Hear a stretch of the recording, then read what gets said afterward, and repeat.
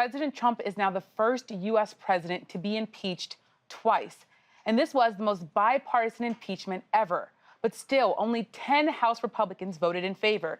They included Liz Cheney, the third-ranking Republican in the House. She said, quote, "There has never been a greater betrayal by a president of the United States of his office and of his oath to the Constitution."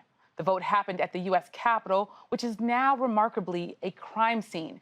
The building is filled with emotional and political wreckage. On the House floor, lawmakers were shaken. Let me ask you a question. What do you think they would have done if they had gotten in? What do you think they would have done to you? And who do you think sent them here? Now the nation fears even more chaos and death, and it's bracing for both an inauguration and an impeachment trial. Joining me tonight are some of the nation's top reporters: Geoff Bennett, White House correspondent for NBC News; Seung Kim, White House reporter for The Washington Post; and Pierre Thomas, Chief Justice correspondent for ABC News. Geoff, I want to start with you. The article of impeachment quotes President Trump's own words saying this. And if you don't fight like hell, you're not going to have a country anymore. What do you make of this moment and President Trump being called a clear and present danger? Well, I'll tell you, Yamiche, we are in a moment where the outgoing president is increasingly isolated. He has, with very few exceptions, been seen in public. He made a trip this past week to the border. But beyond that, based on our reporting, he has really encircled himself in the residence in the Oval Office with a group of dwindling aides and advisors who, I'm told, are really telling him what he wants to hear, really fueling his own conspiracy theories and this notion that he somehow lost the election, that the election was stolen from him, which we should make clear is a flat-out lie. And so here we are in this moment where President-elect Joe Biden is set to be inaugurated in 5 days. The U.S. Capitol is a fortress. You've got both the White House and the Capitol encircled in razor wire in some cases, protecting themselves from the people that they are supposed to serve.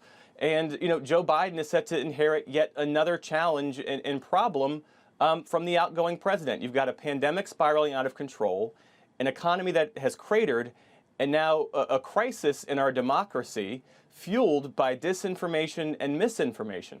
And President Trump the other day recorded a statement where he read from prepared remarks where he promised an orderly transition. But this president has not said the thing that many critics say is important for him to say so that his followers will ratchet down the rhetoric and pose less of a violent threat. He has not said that everything he had said about a stolen election and that massive election fraud was a lie. He has not said that Joe Biden was elected in a free and fair election, Yamiche. Pierre, Geoff is really painting the picture of a Washington, D.C. that is almost unrecognizable because of all the security. He also talked about President Trump stoking division, especially in this age. President Trump he really stoked racial division. Tell me a little bit about what federal authorities now, looking at all of this, are most concerned about. And I know you talked to two officers who were there in the midst. Tell me a little bit about that. Well, this really is Fortress Washington, and I have to tell you, the FBI is as concerned as they have been since 9/11. It's stunning, the level of security, and they're concerned not just about Washington, they're also concerned about state houses around the country. They believe that last week, the attack on the Capitol has inspired more right-wing radicals to want to commit acts of violence. And to understand why they're so concerned, we spoke to two of the officers that were in the midst of the melee. One of the officers is from that iconic video, infamous video, being crushed against the door. Another of the officers you can see in video that was being beaten with the American flag, we think. And they portray a Capitol out of control, mind-boggling. They were beaten. They were screamed at. One officer described the situation as a man attacking him, frothing at the mouth, that they tried to convince them to turn against the democracy to help them get inside to, quote, arrest members of Congress. So that level of anger is what has law enforcement as concerned as I've seen them. And quite frankly, they are telling state officials, you better be ready. And now joining us is Peter Baker. He's the chief White House correspondent for the New York Times. Thanks so much, Peter, for being here. There's really, President Trump is weighing the liability that he has here, and he's releasing these videos. I want to, if you can, talk to us a little bit about what's going on inside the White House, the calculations being made, and who is in the White House. Some sources tell me offices are empty, people are sort of done with this, but President Trump is still standing. Well, he's almost a man alone. Exactly right, Yamiche. The people have begun to leave. Some left, obviously, under protest of what happened right after the Capitol mob attack. Others have been cycling out just because it's the end of the administration. And you have a president who basically is focused on one thing alone, which is, vindicating himself an election that he lost and trying to, in some way, figure out what to do now that the House has impeached him and he's being blamed for something he argues he had nothing to do with. It's a remarkable situation. The country is in this great crisis. The pandemic is killing 3,000 to 4,000 people a day, and there's no leadership from the White House on it because, in fact, the president is not listening to many advisors, doesn't have that many people there working with him at this point, and is so consumed by trying to justify his actions and figure out what to do next. And Seung, Peter's talking about crisis and this remarkable moment. You are poised and really in place to explain this moment better than almost any reporter I know because you cover the White House and you're on Capitol Hill. I heard something today that stopped me in my tracks, and that was a senior member of the House Armed Services Committee saying that he's scared that other lawmakers might bring weapons onto the House floor to hurt him, to shoot him. It's just chilling. Tell me a little bit about the level of distrust and fear that you're sensing in the Capitol.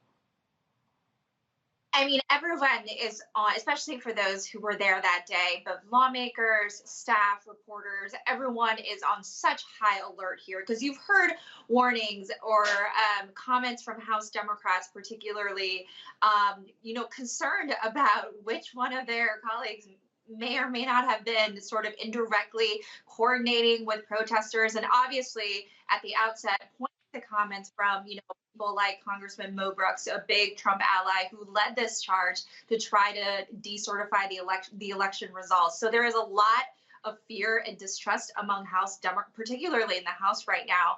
And remember, especially for House freshmen, this is their first week of work. They were sworn in on January 3rd. This is January 6th, and already House leaders are implementing unprecedented layers, new procedures, new security. The fact that lawmakers themselves now have to walk through metal detectors to get into the House chamber is unprecedented. Usually any member of Congress can glide by these metal detectors because they're assumed that they're not a danger to others. But that is an assumption that has now been shattered because of this level of distrust, because of, so many, because Democrats have noted that there were so many House Republicans who weren't willing to say the truth, who weren't willing to say Joe Biden won this free and fair election.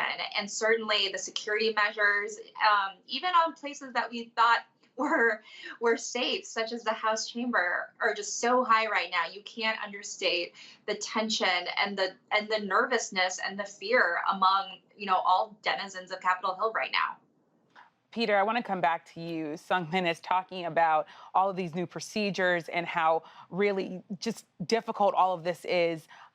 This was also, you wrote this week, in some ways, a preordained coda of a presidency that repeatedly pushed the limits. Tell me a little bit about how this impeachment compares to other impeachments. And it's somewhat remarkable that I have to even say that. But here we are with a second impeachment. How does it compare when you think of the danger that President Trump is accused of posing to this country?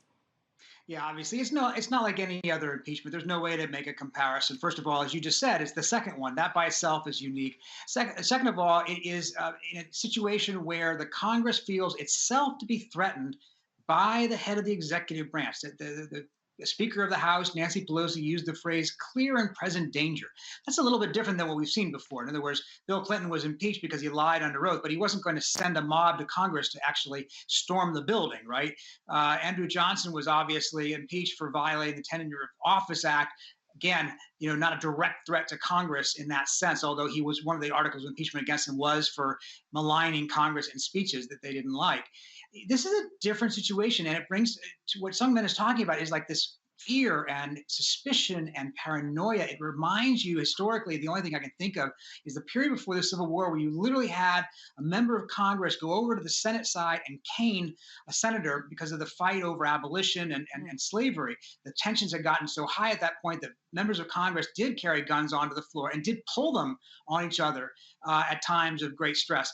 We're now seeing something like that. And what you hope, of course, it doesn't mean that we're heading down the same road that they headed down in that era. But the level of discord and the level of anger and and tension is so high that that's the only comparison we can think of.